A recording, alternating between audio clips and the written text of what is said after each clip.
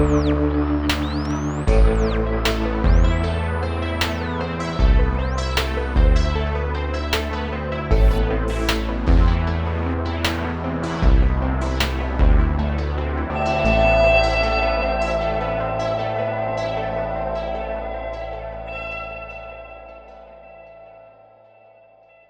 welcome to Conspiracies and Beyond.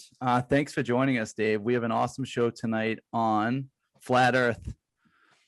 Looks like we're missing Jetai, but thanks for coming on, Dave. It's pretty cool. We're a new show, and we're really excited to learn more about Flat Earth. What is your all of your views on Flat Earth? Like right now, someone says, "I got $1,000 for you. Is the Earth flat or is it a globe?" What are you gonna say? So 3 weeks ago, I would have put the way I look at it. I would have You're said a flat earther already. Next.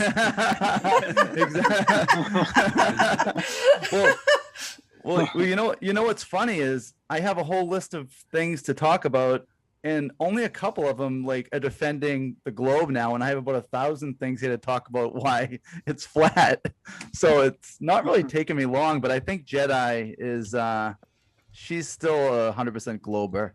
Yeah, this is so new to me. I mean, I'm coming here from a place of a student, so I am interested to hear about the flat earth theory. Well, it's not the theory. The globe Earth is the theory. The flat Earth is provable. The globe Earth. The only thing. The question is, when were you introduced to the globe? How old were you when you were introduced to the globe? And what did they show you other than cartoons? And the answer is before you could talk. And no, that's all they showed you was cartoons. There's nothing about the globe that makes any sense. And they've brainwashed us into not being able to see that. But I can tell just by the look in your eyes and the sound of your voice and your friends around you that you are going to see it today. And before this show is over, you're going to know that you don't live on a globe. And you're going to lose the respect of your family and friends, but that's only temporary. Okay? Well, actually, I haven't lost any friends yet. David, Hayden is actually a disciple of yours. You are his idol, so I told him he could come on and kind of watch. I've seen like all your interviews. All right, well, that's a lot, man. So you can do it. No, listen, I'm gonna go. You can do it for me. You got this. This is easy. You know what's amazing? Flat Earth is once you get over, the misconception. Like people think flat earthers are crazy.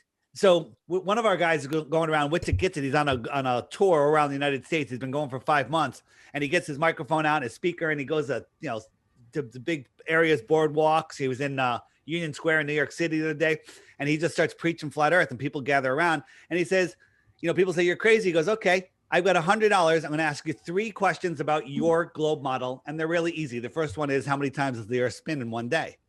Do you know that most of the people get that wrong? Okay, it goes around once a day. Yeah. Right. The next question is, what's the diameter or the circumference of your Earth? They don't know. What's the speed that it orbits the sun? They don't know. How far is the sun? They don't know. How many times bigger is the sun than the moon? They don't know. They don't know anything, but we're crazy. Okay. Flat earthers know more about the ridiculous globe model than the people that defend it. Because the people that defend it, the only reason they're defending it is because they're brainwashed. They're convinced of nonsense, and they've never seen any proof of it other than Universal Pictures spinning a globe before they even knew what the globe could possibly look like. Once you see this, you're finished. There's no going back, right? So the first thing, it's very simple. What is the flat Earth, right? If you Google flat Earth, you're going to end up here. This is the Flat Earth Society. The Flat Earth Society is a government-run disinformation site to gatekeep your mind and to make you laugh at flat Earth and never look at it again. We're not a disc. We're not a pancake floating in space with other ball planets or even other flat planets. No flat earther believes that. They want you to think that that's what flat Earth is, because if that's what if I thought this is what flat Earth was, you have a right to call me a moron, because that's not what it is. So if it's not a pancake floating in space, what is it? And the answer is, the Earth, the best way I describe it is the Earth is an extended flat plane with hills and valleys and whatnot. And we live what I call in the Antarctic basin, right? Here's our world pond. Think of it as just a big ass pond, and it has a bunch of islands. We call them continents, and all of them islands are surrounded by water, but all of the water needs a container, and that container is Antarctica. Antarctica is the highest land on Earth. Did they teach you that in school? I don't think so. Okay. We live in the Antarctic basin. Large bodies of water at rest lay flat. And the earth, as they say, is 70% water. I think it's more than that. How many stretches of flat water does it take to make a sphere? The answer is, that's a ridiculous question. Yeah. So that's where we live. So who wants to ask a question first? Because I could take this anywhere we go. All right. So we get a bunch of stuff, but it's funny you mentioned that you learned this when you're really, really young, because I asked my daughter. No, I didn't learn this when I was really young. No, I'm saying we learned it was a globe. When we were really young. Before you can talk. Right. So, I bet if you go back and you ask your parents, they probably had a solar system mobile over your crib. Right. You get toy rockets, you get NASA on the sheets, you get Sesame Street has astronauts on it. It's all globe programming. And one of the first worksheets you bring home from school is the orbits of the planets and the moons. Right. So I do want to play a clip for you. I had my 7-year-old. I said, I want you to be in my podcast. She said, no, I'm not doing that. I said, no. I'm just going to ask you 2 questions. I'll let you think about it right now. Tell me when you're ready. And the 2 questions are, what are the 2 things you can tell me about the Earth? It could be anything. And this is what she said. I think Joe's going to pull up. It could be any 2 things. Okay. I want you to tell me 2 things that you know about Earth. It could be any 2 things. Okay. Okay. The Earth is not flat. It's a big globe. Okay. The Earth has more water than grass. Okay. So you think the Earth is a big globe? Yes. Why do you think that? Just because you learned that? No, I just know it. Okay. Thank you. I mean, she didn't even. Her first thing was it's not flat too. We come across people, our age, older, just adults, and you mention flat Earth to them, like, oh, you're crazy, And some of them like, well, tell me more. Other people are like, get out of here, because they have to unwind their entire life being a lie, and a lot of people can't do that. It's easier to lie to somebody than convince them that they've been lied to, and you want to see of something. Go ask a 10-year-old somewhere in that age range. They'll chop your head off if you tell them the Earth is flat. They're like, no, it's not. And they start spewing all the same stuff. Boats over the horizon. The Greeks figured it out. They're programmed. Like, they know that better than anything else. But once you look at it, it's absolutely ridiculous. I know. And the biggest thing I've taken out of this, I don't know where I stand yet on globe or flat, is that we definitely listen to what people tell us way too much without thinking about it for ourselves. Right. Yeah. When Bill Nye, the lying guy with a bow tie, he was a failed comedian, and Neil deGrasse Tyson, who's a failed actor, neither one of them are scientists. They're the spokesmen. They're the actors that just tell us all this nonsense. One of the questions we ask people is, what's the official shape of the Earth according to mainstream science? A sphere or an oblate like a pear-shaped oblate spheroid? And people say a sphere. No, they tell us it's a pear shape, right? They change their story every friggin' day. And we keep making them move the globe post by exposing their lies. Neil deGrasse Tyson says, oh, you can't see the curvature at the commercial airline flight. You have to be 70,000 feet. So they show us a MiG fighter, and they show a curved Earth, but all the windows are curved. But one of the cameras wasn't looking through a curved window, and there's a horizon eye level. And he goes, oh, no, you can't see there. You have to go up to 100,000 feet. And so we send a balloon up to 120,000 feet, and it's flat, right? And then Felix Baumgartner, whatever his name is, I never get it right.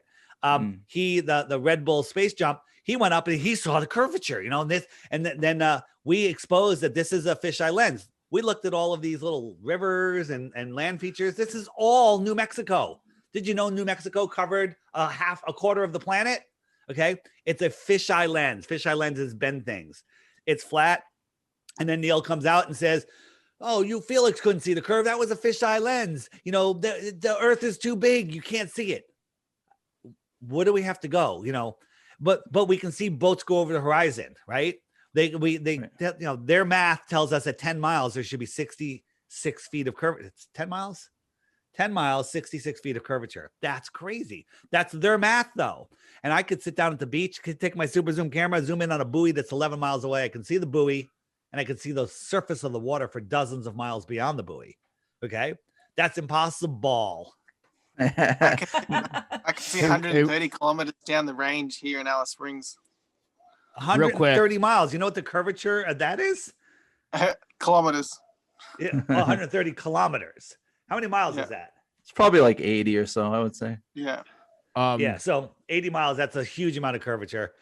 There's so many, there's endless proofs. You know, submarines sitting at the bottom of the abyssal plain can see another submarine over 100 miles away. There should be a mountain of dirt in between them over a mile high. What is it? The sonar goes over, hits the submarine, and then comes back. That's insanity. Okay, there's no excuse for it. How about, Wait, hang on. I got a call from legal real quick. Just wanted to point out Neil deGrasse Tyson has a BA in physics from Harvard and a PhD in astrophysics from Columbia. Just want to put that out there.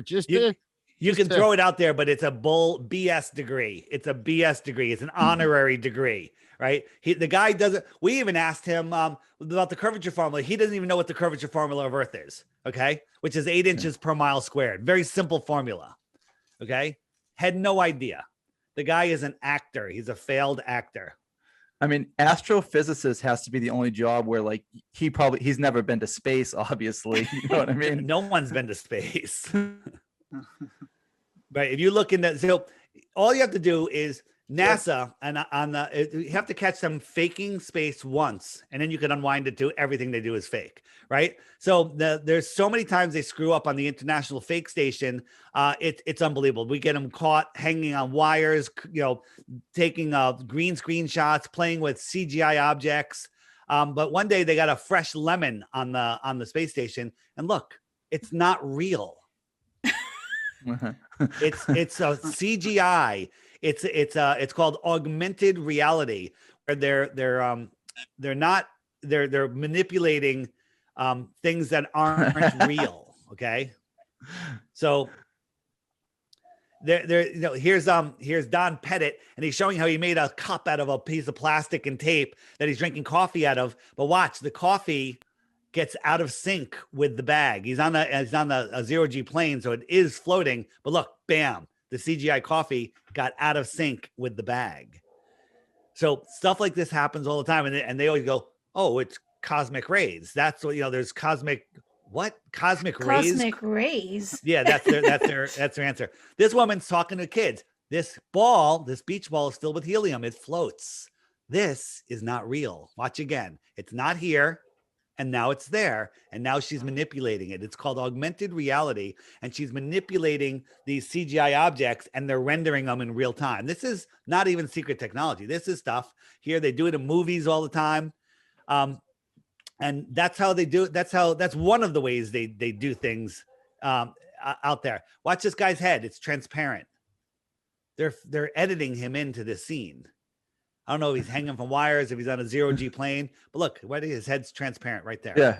Yeah, I read on one of your other podcasts that you think that NASA and Disney are the same company.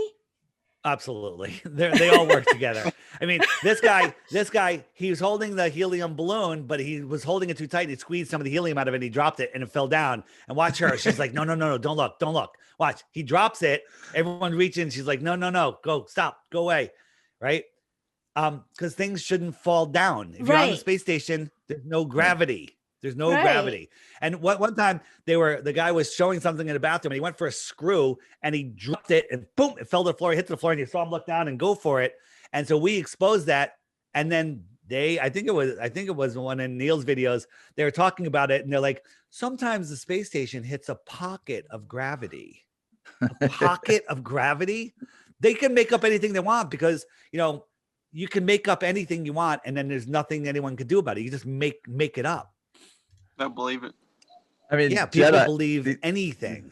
It's unreal. I mean, look at these guys. They're in space. Why do they always have these utility belts on? Like, what is shoved in his pants? What is going on here? Right? Look at their shirts. They always have fresh, clean, pressed shirts. And why are they buttoned up to the top like a friggin' priest? Right? These guys are clearly hanging from waist harnesses. Right? When these guys do flips, if you're on the space station and you go like this to do a flip, you're not going to pivot at the waist. You're going to go tumbling through space and, and twisting and turning all over the place. But when these guys do these flips, they rotate. Here's a woman on wires. They rotate from their hips. This is the system that they use. It's called the Argos system. And this is how they train for spacewalks. Kind of looks like the same thing to me, right? This guy's hanging from wires, moving around. He's supposedly in space. This is nonsense, right? This is in a 0G plane. And they only show you for like 10, 20 seconds because that's all the free fall time that they have. But when they do these flips, here's our friend again with the ball. These guys, look, harness right there. The wires are going up. You can actually see the wire. There was actually one that was just exposed the other day. We actually saw the wire. And this guy, they're pivoting at the waist. This guy couldn't lift up his knees. This guy, the wire slipped and he fell. Okay. But it's the same thing. You don't just float. You don't pivot like that. If you're going to do a flip, you're going to fly around if you're on the space station. I mean, they're so horrible at it. I'm better at it. Look, I'm floating on the space station. It's that easy. And my budget's zero. NASA gets $65 million a day, every day, probably including leap year. Right? So my goodness. The thing I don't understand is, so you have like Chris Jericho, Kyrie Irving, these people. Why don't they use their platform to say more than just I'm a flat earther? Why don't they make like a clip? Go check this out. Well, I know Chris doesn't say he's a flat earther. He pushed out a bit too. They're having me back on again, but I've only done his podcast. I've only done his podcast I've done 3 times, but it's only been audio. So I'm trying to get him on a show like this so I can really flat smack the crap out of him. He knows, but he plays, he doesn't want to cause any waves. WWE is part of the deception. Vince McMahon, he knows the earth is flat. They make comments all the time. You've seen the predictive programming in WWE, right? With like 9/11 and everything. Yeah. Yeah. It's unreal. So these people high up in these big corporations, they know. So all these podcasts I've been listening to, mostly your podcast, it just makes me think of different things. Like, there's a place. Have you been to the Berkshires? Yeah. In Mount Greylock, you can see 5 different states. There's one in the Catskills, you can see 5, and there's one in like Nashville, you can the see earth is 7 so big, states. you can't see the curvature. That's what they'll say. But but you use their math, it doesn't work. It doesn't work whatsoever. If you think about an airplane, the high 6 foot tall person standing at the edge of calm water can only see 3 miles, and the horizon will drop below his eye level because there's a 6 foot drop at 3 miles. So after that, you can't see. There's your tangent line. There's your physical horizon, which we've proven there is no physical horizon. It doesn't exist. The horizon's optical. So if you're at 39,000 feet, the horizon's 242 miles away. So 242 miles away, there's a 39,000 50-foot drop. Okay. Well, I'm at 39,000 feet. There's a 39,000 foot drop. If I was on the ground, that's how much the drop would be, but I'm 39,000 feet in the air. So the drop is 78,050 feet.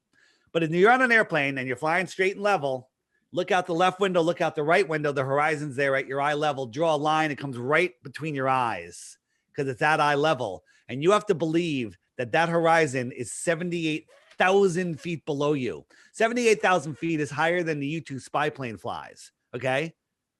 If you're on a ball, the horizon should drop as you go up. It doesn't. It just extends farther and farther. Now, sometimes it looks a little bit lower, like the ball trolls, but like right here, the horizon could be really past there. It's just the air is so thick looking across it, it becomes sky, right? When I say it becomes sky, it's when you're looking into the distance, things get dimmer and dimmer and dimmer. duller and duller until you can't see anymore. It just blocks your view. Like here's a mountaintop. It's getting lighter, lighter, lighter, lighter. And there's another mountaintop out here, but you can't see it. So it just looks like sky. So you think this is your ball horizon, but it's not. It's just an optical effect. So I was talking to one of my friends about this the other day. He was in the military and he said, no, it's a ball because when I was a sniper, you have to play for the curvature of the earth. That can't possibly be true, right?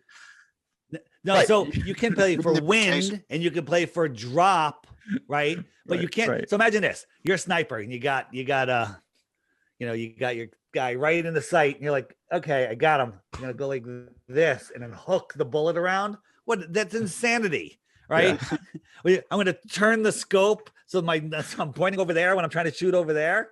It's the dumbest thing. And here's the other thing: what about hot air balloons? How come those just hover above the earth? They're disconnected from the earth. How come they're not having Coriolis? And here's a question for you. Well, they say because it's already disconnected from the earth, the bullet is connected to the earth as it's going through the barrel. So it has the spin. This is what they say. So here's a question for you. How about a sniper shooting from a hot air balloon? Does he have to account for Coriolis? I know, huh? Jetai, what's your biggest Don't bother trying to think about it. It's the dumbest thing ever. Yeah. Go ahead. Sorry. Jetai, what's your biggest thing that you're having trouble with that you want to stay a baller? That you're having trouble getting over? I don't know. I mean, like I said, my mind is blown away. I didn't know how intense this was. So I'm like taking in everything. Here's the thing. You've never thought about why you think it's a ball because you were told before you can process. Your whole world foundation is on it. And here's the problem. People are like, oh, I don't want to deal with this. It's emotionally going to hurt me. Your brain hates, emotion, like mental pain or emotional pain. Yeah, you don't want to deal with that. You'd like to build a world around you that's safe, and you live within this world belief, and when you do this, I'm ripping the rug out from underneath you. But the good point is I'm putting a foundation under you. You're no longer on a spinning speck flying through an infinite space vacuum where an asteroid could take you out every other day. NASA keeps telling us, the asteroid misses the size of a bus, size of a refrigerator. Baloney. There are no asteroids. It's all nonsense. We live here within the Earth system. We're protected. There's no other space balls, nothing. All of that is nonsense. But what's interesting, doing some research that China actually believed that the world was flat. Well, everybody, how about this? Everyone knew the Earth was flat in the 1920s. Did you see my interview with Ruth? 102-year-old woman. She was, I was interviewing her about the World's Fairs because she had gone to the World's Fairs as a child in New York. And her memory was so good. She was so sharp. I said, ask her where she went to elementary school. She knew the teacher, the school, the name, the kids, the street, everything. And I said, what did they teach you in science about the Earth? And she goes, they taught me the Earth was flat. But then later they changed it, as she got up through school. And that was in the 1920s at Hamden Public School, not a religious school, a public school, right? And so then we did more research and we actually found a woman in Croatia that said in the 1930s, all the schools were teaching flat Earth. And then we found newspaper articles in the early 1900s, New York Journal, which is now the New York Times, persecuting teachers for trying to teach heliocentrism, which is the ball model. Why did they change it? Because they changed it. It's all about control, right? There's two major reasons why they're changing it. So real quick, if the Earth is a pond like this, what's out here? What's out here in this outer space? Well, no one's allowed to go beyond 60 degrees south. It's off limits to everybody, except you can take a little vacation. It'll cost you $20, $30, $40, $50,000 to go for a couple of days. They take you here, they show you some penguins, some ice, and then they kick you out. No independent. No, you can barely get off the boat. You're not allowed to explore out here. And there's so much secrecy out here. But what's out there? Maybe there's more land. Maybe this is Antarctica and there's more land. There's some stories. There's one story. It's called the Iron Republic.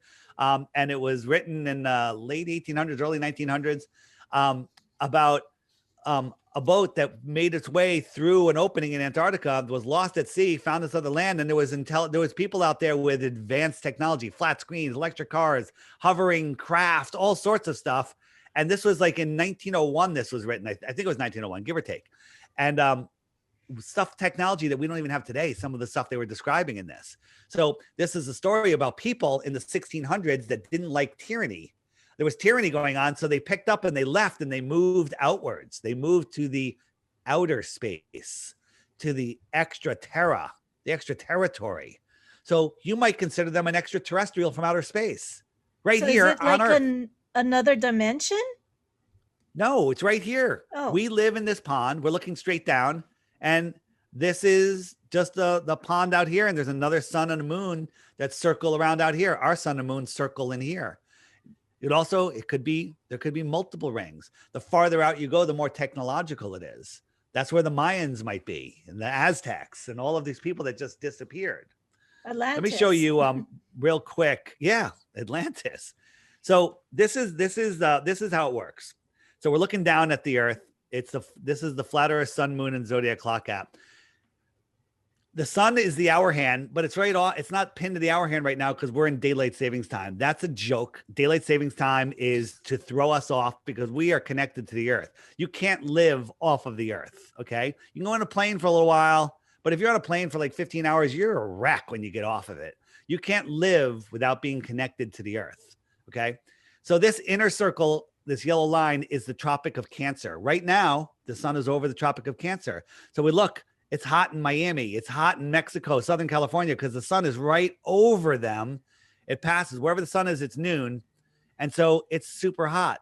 But at the same time, Australia is having their winter, right? The outer southern lands have their winter because the sun is farther away. They're out here. The sun's all the way in here, right? So southern Australia, it's friggin' winter. It's snowing. But if I jump the sun 6 months forward, it goes out to the Tropic of Capricorn, and now they're having their summer. We're having our winter because the sun's farther from us, closer to them.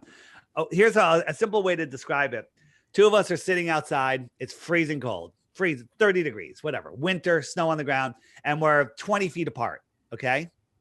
And then somebody comes over, one of us, with a big heat lamp, right? And they're holding a heat lamp 10 feet, 15 feet over our heads. You can feel that heat radiating down on you. That sun lamp is high in the sky for you.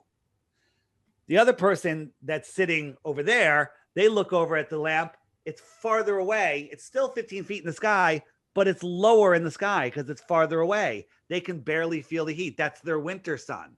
Then they move the sun over. The other guy looks, it's lower in the sky for him. And the guy under it, it's high in the sky. It's close. It's directly over them. That's how seasons work. Seasons make zero sense on a globe. Zero. Did you know that during our northern summer, we're 3.5 million miles farther away from the sun in the helio-nonsensical model? Right? They don't even, this is the model that they want. Everything is reversed. They reverse everything. So here I'm in Connecticut. I watch the sunrise. I'm actually going fishing tomorrow morning. I'm going to watch the sunrise. And as soon as the sun appears over the water, I can feel the heat on my face immediately. I close my eyes. I can feel the heat on my face. And you got to remember, it's 3.5 million miles farther away, according to heliocentrism, than it will be in December. Now, I remember that feeling. Now, that's the most severe tilt if we lived on a ball. It's right on the horizon. It's not, not that 34-degree tilt. Then I could wait till December when the sun is out over Capricorn. I could wait until the highest point of the day where the sun's up in the sky, maybe 50 degrees off the horizon. It's 3.5 million miles closer to me, a much more direct angle, and I can't even feel the heat when I look at it. Midday, okay? Destroyed. Ball destroyed, flat Earth proven, period. And one thing, this is the Arctic in the middle. What's the sun doing? It's arcing around me, right? It's arcing around me. What if I'm out here in the Antarctic? It's not arcing around me. It's antarcing. It's antarcing away from me. Comes around. That's called an antarc for the Antarctic. And it's arcing around me if I was in the Arctic. Though they're showing us. It's right in our faces. They tell us. So are we in a dome-like thing? Or, I mean... Are we in a dome-like thing? That's a good question. So there's a lot of controversy. I believe there's a dome. It makes a lot of sense. I believe that space is water. There's water above and water below. I'm not a Bible person, but if you look at the Bible, page 1, God separated the waters from the waters and created the earth. And then on the day 4, he made the sun and the moon and whatever. Everything that we see in the sky is within the earth system. What's out here? Maybe there's more puddles. Maybe there's nothing. Couldn't tell you. We're not allowed to go there. So what are the stars? And you said there's no meteors or anything like that. I mean, what am I looking at when I go outside? You're seeing something very close. You're seeing an electrical discharge. The Earth is a giant battery. It's a free energy system. The sun is the cathode and the moon is the anode of the system. The salt water carries the current and the land is the salt bridge. It's a giant battery. The earth has a negative charge to it, and the firmament, the dome, has a positive charge. And when you see these electrical storms, they call them meteorites. How come, right? How come on August, like the August 20th, there's the Perseus meteor shower, whatever it is. Every year, same time, same place, right, same time, we have these meteor showers. How is that possible if we're corkscrewing through space? It's supposedly where a comet had gone by and we go through the comet tail and that's where the dust is. That's what they tell us. We're 4.5 billion miles away from where we were the previous year. What is that trail following us? Okay. We are within a perfect system. The sky is a perfect clock, right? If you think about it, they tell us the sun is 400 times bigger than the moon and it's 400 times farther away. And that way, when the moon and the sun line up, they look like the same size, right? Whatever. Right. I'm trying to make them line up. They look like the same size. So the chances of them lining up for a perfect eclipse is 0.000, 100 more zeros, and maybe some more zeros to 1 that's going to happen. But it happens all the time. It happens every year. And guess what? After 18 years, it repeats. All of the eclipses repeat again and again and again. They're on an 18-year cycle. That's not a random beehive gravitational BS model. That is a sky clock, okay? Tropic of Capricorn, Tropic of Cancer, the sun and the moon. This isn't the scale and the speed, but the sun takes 6 months to go between the two tropics. The moon does it every 2 weeks. And only when they intersect at a nodal point is there an eclipse. But this is a perfectly geared box, and then when they meet, that's when an eclipse happens. Yeah, to me, that's like one of the most telling things. I think it's too weird that the sun is so much bigger than the moon, but they're both like in our sky and they're about the same size. And they repeat again and again and again. Okay, that's impossible. Right. So there's another thing. This is an Antikythera mechanism. Look it up. They found it sunken off the coast of Greece, and it's 1,000 years old, 2,000 years old. I forget how old they say it is. It's thousands of years old. And they X-rayed it and MRI'd it, and they rebuilt it. And it's a model that predicts the phases of the moon, the eclipses, and the position of some of the planets perfectly in a geared system. That's not a random beehive nonsense, heliocentric BS model, I call it. And there's a thing called the 3-body problem. You guys familiar with it?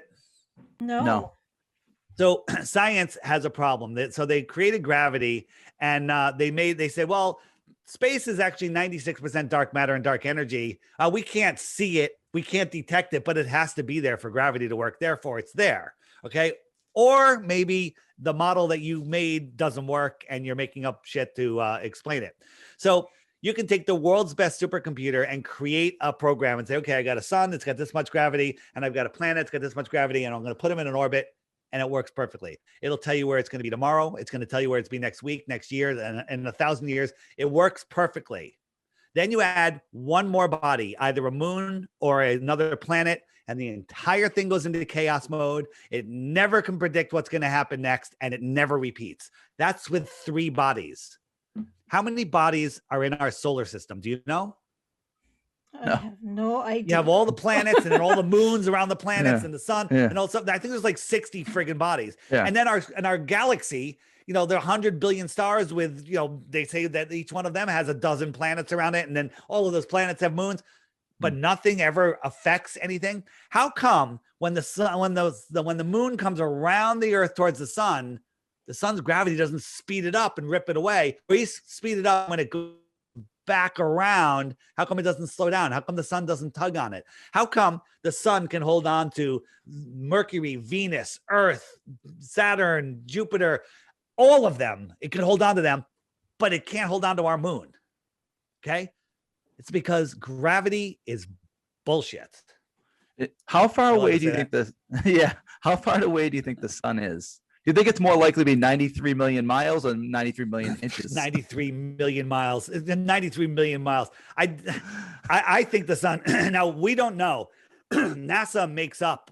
They made up a stupid equation and they use an assumption, right? How about they use the assumption that Venus is the same size as Earth. So when Venus transited the sun, people saw it start and stop at different times from different coasts, and therefore they can do some really good math and figure out that it's 93 million miles away. The problem with that is they made up Venus being the size of the Earth. I think Venus is the size of a small beach ball, right? But you can't prove it. You can't prove it. So it's nonsense. It's like me saying, hey, you've got $1 million in the bank and I'm going to double it every day for 3 days. So tomorrow you'll have 2 million, the next day you'll have 4 million, the next day you have 8 million. Guess what? You have $8 million in the bank. I just proved it with math. What's wrong with that equation? I made up a variable. A variable. Here's one for you. Now, if you could look, you can look this up with sound, and the sound makes it more. It makes it more effective. That's it's called a bullet train or a hypersonic sled on a track, and it's going Mach 8.6. Watch it. Here it comes. Ready? Did you see it? Barely. Yeah. Mach 8.6. Okay. Yeah. Guess what? The Earth in its orbit around the sun is going 8 times faster than that, or maybe 10 times faster than that. Okay. In our orbit, we're going 10 times faster than this. And then we're chasing the sun at 80 times faster than that. And then I don't know, Joe, do you have that picture of the little rocket we took it to the moon and back? The one that looks like a science project, my 6th grade science project. Oh, the lunar lander. Yes. Yeah. So in the app here, if you click the color wheel, the picture wheel, up come great pictures, and here's the lunar lander. Oh yeah, yeah. And if you zoom in on this, does this look like a rocket ship or does it look like a 5th grader homeless tweaker shelter? Okay. It's paper mache, tinfoil. It's nonsense. Spray paint, cardboard, curtain rods. Look at this thing went to the friggin' moon. There's 2 guys in a car in here. Okay. There's a car in there. Look at this. Look at these little thrusters. These things. This is ridiculous. Okay. But people believe it. Look at this construction. That is unbelievable. Exactly unbelievable. And they've convinced you to trade in your common sense for nonsense because they have a degree in bullshit and you don't. Okay. You got the picture of Mars and Greenland together? Yeah. So Mars and Greenland. That's a really good point because who signed off on that thing to go to outer space? Yeah, exactly. Right. Who was like, yeah, that's it. It's ready. It's airtight. So could I put you in it and drop it in the ocean? Would you feel comfortable with that? Okay. So here is a picture from Mars, and you can tell it's the rover took it because it got a little selfie. Okay. It got a little selfie of itself. And here's a shot from Greenland.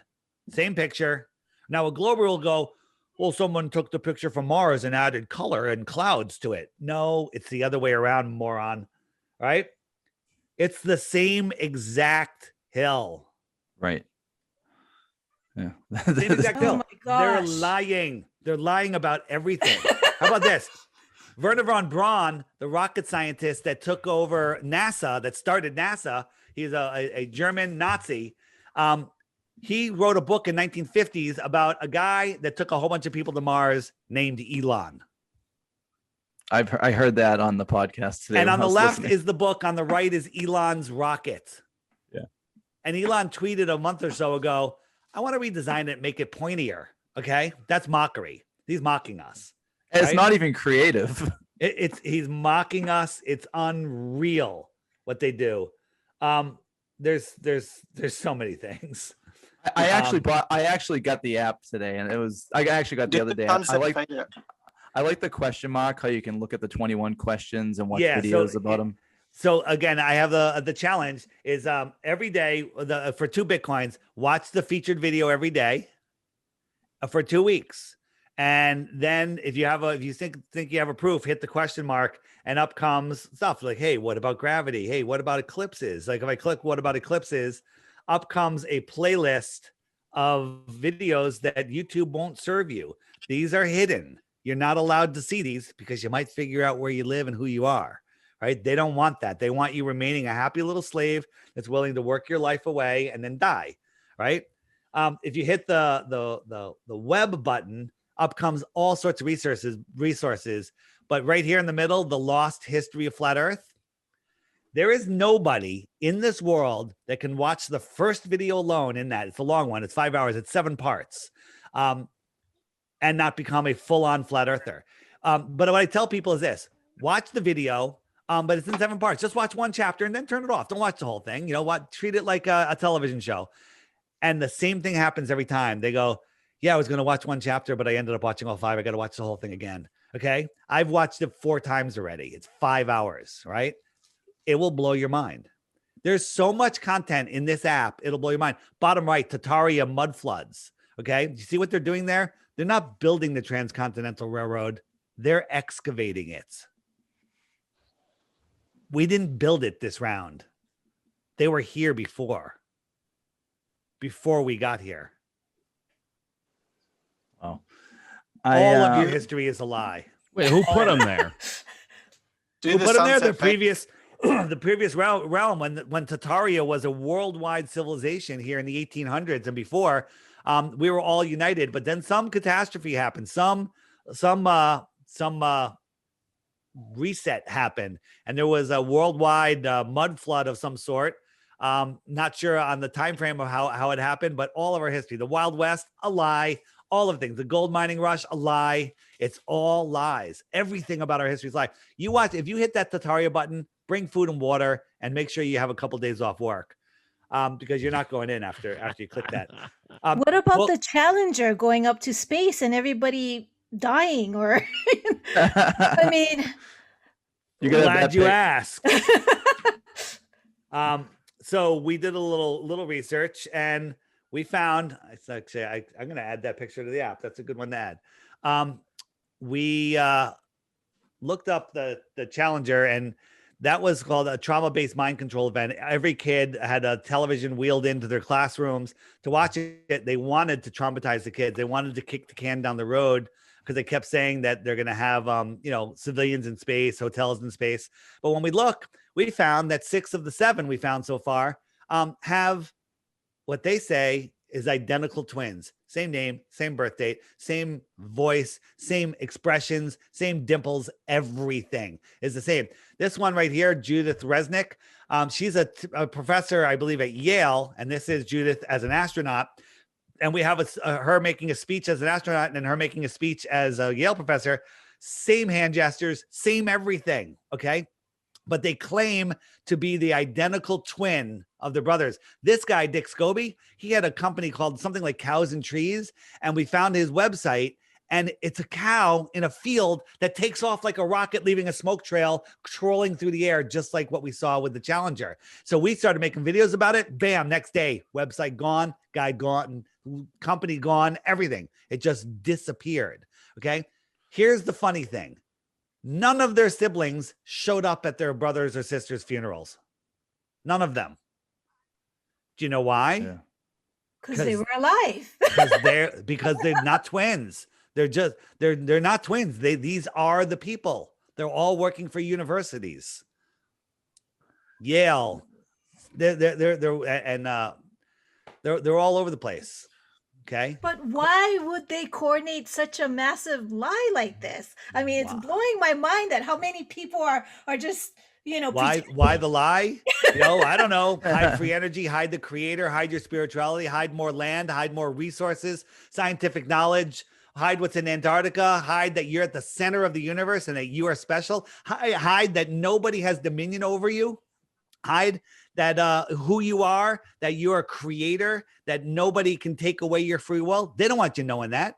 They want you to give your free will away. They tell us what's going on. We're too stupid to say no. And so we say yes. All of the stuff that's going on in the world right now, all the control that the government has over you is in your imagination. It's nowhere else. What if everyone in the country right now was listening to this broadcast? I say, ignore the government. Done. That's it. Done. Ignore all of their bullshit and go live your life. It's over. We won't even hear them because they're too small. They're nothing, right? It's all a friggin' mind control trick. It's all a mind control trick. I know. The more I listen, I mean, Jetai, even by watching these videos he's showing, it makes you think, if nothing else. Right. I mean, this is the most bizarre, pardon my French, mind fuck that I ever. Yeah, Jetai. This here's the thing. If people say, I looked at it, I heard a thing, it was really interesting, so I googled flat Earth, and you're gonna find not the guy we call not Professor Dave. They call him Professor Dave. He's at the top of the hits. Simon Dan, who's just this snarky straw man guy that he'll never talk to us live, right? But he'll just say stupid things, make arguments that we don't make, claim we make things, and he makes a new video every Friday. He gets, he's got 400,000, 500,000 subs out of nowhere.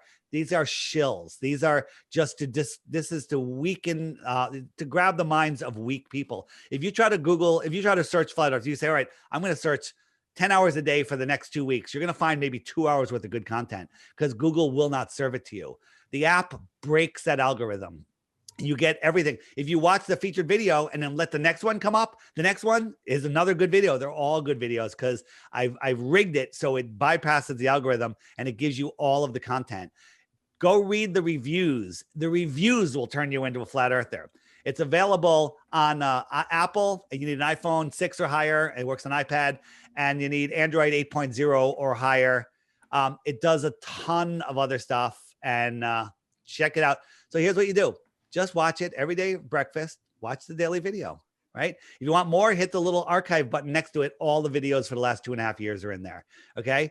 And then just start watching these. Turn off the TV. Hopefully you don't watch TV already.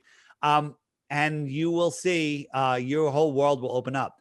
What does the shape of the earth matter? Nothing. It's the lie that matters. It's the lie on who you are, where you are, what you are, and the power of your thoughts.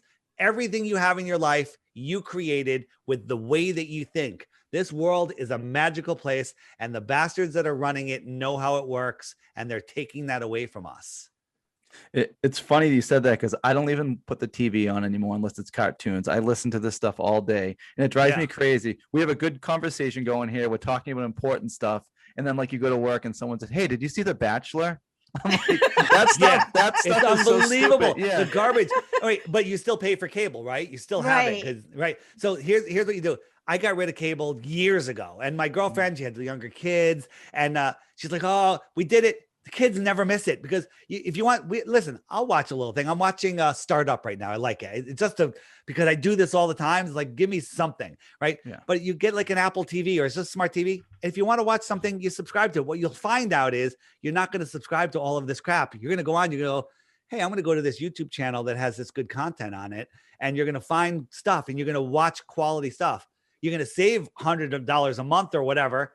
And you're going to just become a more aware, awake a person. Right. Like I was reading. We got 5 minutes left. I got to run. Just real quick. I was reading this magazine and the whole cover was about Kim Kardashian and stuff. And then like, oh my God, on like the second to last page there's a little blurb. Scientists think they can make us live to 150. It's like, why are we not all focusing on that and not the nonsense? Well, people used to live a lot longer. They're controlling how long we live. There's blue zones in China, and all over the place where these people live to be like 130 and they don't start declining until they're over 100. Okay. And their medical bills are like nothing because they take turpentine or something, right? Not allowed to tell you take turpentine because it's, God bless Dr. Fauci. Don't say that. Well, I have to say it to keep this show going. Yeah. All right. So hey, if we only have you for like 4 more minutes, let's just do a couple rapid fire things. Shoot. If you could figure out if there was an answer to one thing, what would you want? The moon or Antarctica? Oh, that's a good question. I think either one of them will expose the flat Earth. I'd flip a coin. Really? Is it that close? What about dinosaurs? Dinosaurs never existed. Dinosaurs are a joke. Look, here's proof of a dinosaur right here. Okay, right? That's like a planet. They're the dumbest things ever. The guy that came up with the idea of dinosaurs, like in all of the history, the pyramids, all the way back, never anyone ever mentioned a dinosaur. Some guy in the 1800s, a royal guy, wrote a paper or a book about the idea of dinosaurs. Then a year later, to the day, he discovered the first dinosaur. Okay? Convenient. All right. Why can't you take a flight from where Hayden lives in Sydney to Santiago, Chile? You can. There is a direct flight, but it doesn't go the route that you think. The flights, they totally lie about the flights. If I can find it quickly, and they're expensive, right? Well, they're expensive, but it's expensive for a reason, because it's going a very long distance. And they don't want you to realize where it's going. So let me find it here. So if you want to go to Western Australia, it's worse than this route. From Santiago, they go all the way up here, all the way over to China, Japan, Singapore, and down. Why would they take this long route? And the answer is, here's the route: up, across China, Singapore, straight line to Western Australia. That's the route that they go. We've had somebody take this who was a ball earther, and he's like, I'm going to prove to you that the flight exists. We know the flight exists, but his compass had all the wrong readings, but it makes perfect sense on a flat Earth. A total and perfect sense. There's what NASA is in charge of all international flight routes. NASA is in charge of radar. NASA is in charge of helium. They own all the helium companies in the world, right? And the largest consumer of helium. But here's a flight. Did I show you this already? I didn't. Right? No. Taiwan to LA. Hawaii is right here. There was a medical emergency right about here. Where would you land? Probably Hawaii, or maybe you go all the way over. I wouldn't go all the way back, but instead they went thousands of miles out of the way to Alaska. Why would they go to Alaska? The answer is because here's the route: Taiwan, emergency, Alaska's right there. Hawaii's all the way out here. Okay. None of it makes any sense on a ball. So there's been 16 emergency landings that have been documented, and all of them are ridiculous on the ball. Like I forget, we're going to Germany, and then like an emergency happened and it landed in Moscow. Moscow was like 1,000 miles out of the way, but you take any of those flights, you take the origin point and the destination point, you draw a straight line on a flat map, and the place they landed is right on that straight line every single time. Emergency landings bust their lies. One more question, because this is a question people would want to know. Is there an edge? Is there an edge? Is there an edge to a lake? There's the edge of the lake. You can't fall off the lake. What's beyond Antarctica? I don't know. I don't know. Is there an edge to infinite space in your heliocentric model? I don't know. We're not allowed to go there. So it's a question I can't answer. We could speculate on it. I don't like to say that it's infinite. So I say it's an extended plane. Here's how we put flat Earth to bed, and we cancel it, and then we'll wrap it up. They tell us Antarctica is 13,000 miles around, right? So we get 2 airplanes. We go here, we refuel, and we get a bunch of teachers and flat earthers and professors, and we put them on the plane. One flies about 1,000 feet in the air and just follows the coastline around. The other one goes this way around, and so the observers are keeping the coastline in view the whole time. And you can see how fast you're going because you're only 1,000 feet in the air. So you can say, all right, this is the normal speed, 500 miles an hour. 7.5 hours later, both planes should meet over here, 6,500 miles, or however long that takes. But it's never happened because it can't happen, because that's not how the world is set up. Captain Cook was the last person to try to circumnavigate Antarctica. It took him 3.5 years, and he went over 60,000 miles. You have to remember the equator is only 24,900 miles. And so Antarctica should only be 13,000 miles because it gets smaller, but it doesn't. The Earth is flat. It gets bigger. You can't circumnavigate Antarctica unless you travel this massive distance. End of story. Earth is flat. Deal with it. Yeah. Well, yeah, I don't think this is the end of the rabbit hole for me. Oh, no. You listen, you got the app. Get that, Yeah. find that video, mirror it on a big channel, big TV, you know, get a cup of hot cocoa and some popcorn, whatever. Watch it. Watch that video, and the rabbit hole is going to get so deep you're going to fall in, and you're never going to hit the bottom. Is the UN logo the flat Earth map? You know, the UN logo is the flat Earth map, but all the agencies that are in charge of running this world, they all have the same thing. They all have it. You got you know, the aviation organization, a meteorological. They're all international maritime. They're all using the flat Earth map. And they all symbolize Antarctica with these feathers. It's insane. Yeah. Oh my gosh. Yeah. So Dave, I'm on the Connecticut border, so one of these days I'll have to get down to the Ginger Man maybe and have a drink and talk more about it. I know it. I'm right there. You know the Ginger Man. I actually met Baba Booey. I met Baba Booey there for a drink. I don't know if you've had any success talking neighbor. to Howard. Oh, really? He's my neighbor. Yeah. You gotta get on to Howard and try to talk to him. Where do you live? In New York?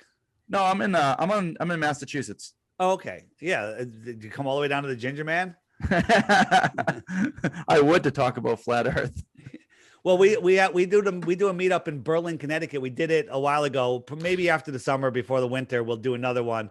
But you got to go to Flattoberfest in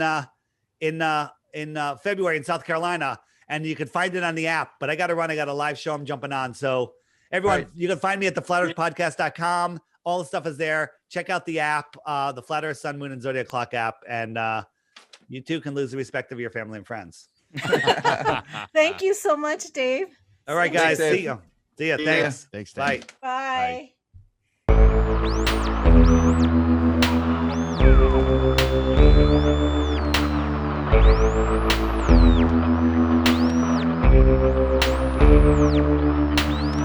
Bye.